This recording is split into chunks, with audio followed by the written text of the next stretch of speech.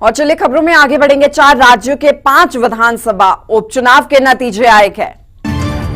केरल में कांग्रेस ने जीत दर्ज की है, लुधियाना में आम आदमी पार्टी और बंगाल में टीएमसी की जीत हुई है।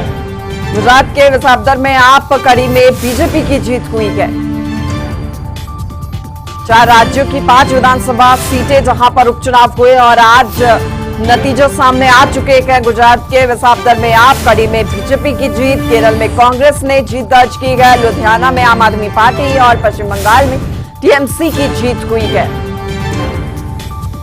4 राज्यों की 5 विधानसभा सीटें हैं। गुजरात की 2 सीटें, गुजरात के विसावदर में आम आदमी पार्टी, कड़ी में बीजेपी की जीत हुई है। केरल में कांग्रेस ने जीत दर्ज की है, लुधियाना में आम आदमी पार्टी और बंगाल में टीएमसी की जीत हुई है। आज नतीजे आए क्या? 4 राज्यों की 5 विधानसभा सीटें, गुजरात की 2 सीटें, लुधियाना, पश्चिम बंगाल और केरल में एक सीट, जहां केरल में कांग्रेस ने जीत दर्ज की है, लुधियाना में आम आदमी पार्टी, बंगाल में टीएमसी की जीत हुई है। इधर गुजरात के विसावदर में आप, कड़ी में बीजेपी की जीत हुई है।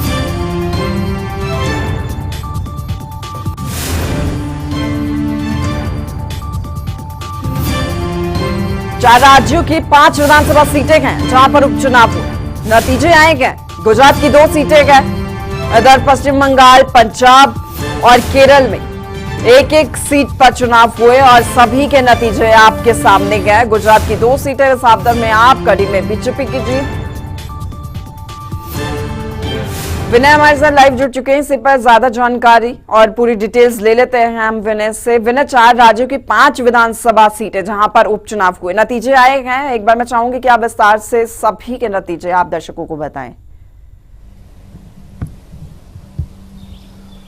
देखिए, बिल्कुल जो नतीजे आए हैं 5 विधानसभा जहां पे बाई इलेक्शन हुए थे, उसमें जो परिणाम कुछ इस तरह से आए हैं कि जिसमें सभी राजनीतिक पार्टियां खुश दिखाई दे रही हैं, क्योंकि सभी के खाते में एक सीट आई है। अगर हम शुरुआत गुजरात से करें तो गुजरात की 2 विधानसभा सीटों पर उपचुनाव था, जिसमें से कि एक सीट आम आदमी पार्टी के खाते में आई है और एक भारतीय जनता पार्टी के खाते में आई है। विसावदर सीट जो कि आम आदमी पार्टी के खाते में आई है, आम आदमी पार्टी के जो गोपाल इटालिया थे उन्होंने यहां पे जीत दर्ज की है। तो वहीं अगर हम बात करें कड़ी विधानसभा जो कि गुजरात की ही विधानसभा सीट है, वहां पर भारतीय जनता पार्टी के राजेंद्र चावड़ा ने जीत दर्ज की है।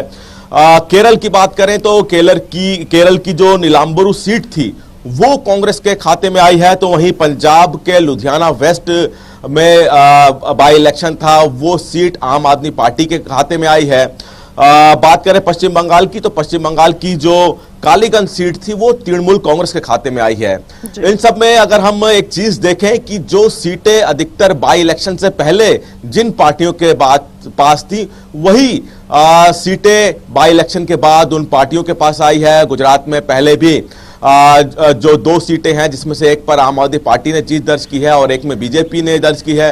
बाई इलेक्शन से पहले भी ये दोनों सीटें इन्हीं पार्टियों के पास थी। पंजाब की लुधियाना वेस्ट की जो सीट जो जीती है आम आदमी पार्टी ने, वो भी बाई इलेक्शन से पहले आम आदमी पार्टी के पास थी। और इसीलिए इसी तरह पश्चिम बंगाल में भी टीएमसी ने जो सीट जीती है वो पहले भी टीएमसी के पास थी। तो यानी कि बाई इलेक्शन में राजनीतिक पार्टियों का जो आंकड़ा है वही रहा है। और केरल में थोड़ा सा बदलाव जरूर देखने को मिला है, लेकिन जो बाकी जो अन्य विधानसभा सीटें हैं वहां पे उन्हीं पार्टियों को उन विधानसभा सीट की जो जनता है उन्होंने विश्वास जताया है और दोबारा उन्हीं पार्टियों को उम्मीदवारों को इस बाई इलेक्शन में जीत हासिल हुई है। जी। अच्छा विनय, कहीं पर कड़ी टक्कर देखने को मिली, क्या कोई सीट फंसी हुई थी, या जैसे कि आपने बताया कि सेम बाकी पार्टियां दोहराई गए, तो यानी कि स्मूथ यहां पर इलेक्शंस हुए हैं, जो बाई इलेक्शंस हुए हैं?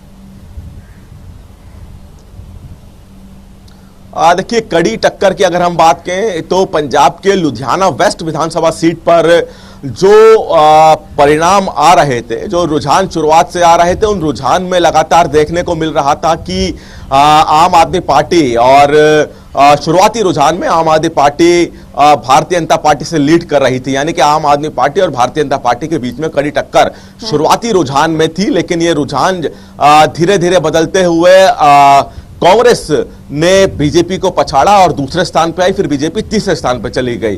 तो लुधियाना वेस्ट विधानसभा सीट एक ऐसी सीट जिसके परिणाम को लेकर संशय लगा हुआ था, लेकिन इसमें कोई दो राय नहीं कि आम आदमी पार्टी इस सीट पर पहले से ही ऊपर चल रही थी, लेकिन यहां पे फाइट बीजेपी और कांग्रेस के बीच में देखने को मिल रही थी, क्योंकि बीजेपी ने लुधियाना वेस्ट विधानसभा सीट से बहुत अच्छी जो वोट है वो प्राप्त किए हैं, और हालांकि जीत हासिल नहीं हुई है बीजेपी को, लेकिन वोट लुधियाना वेस्ट से बीजेपी ने अच्छे हासिल किए हैं।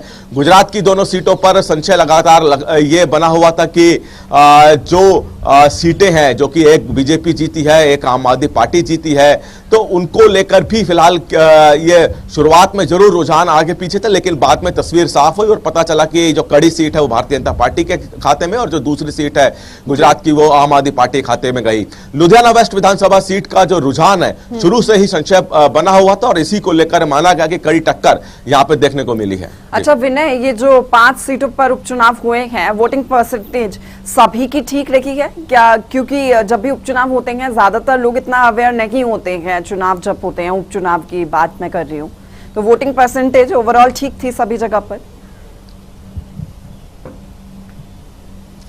बिल्कुल, 5 जो विधानसभा के बाई इलेक्शन हुए 19 तारीख का, उसमें वोटिंग परसेंटेज काफी अहम रहा।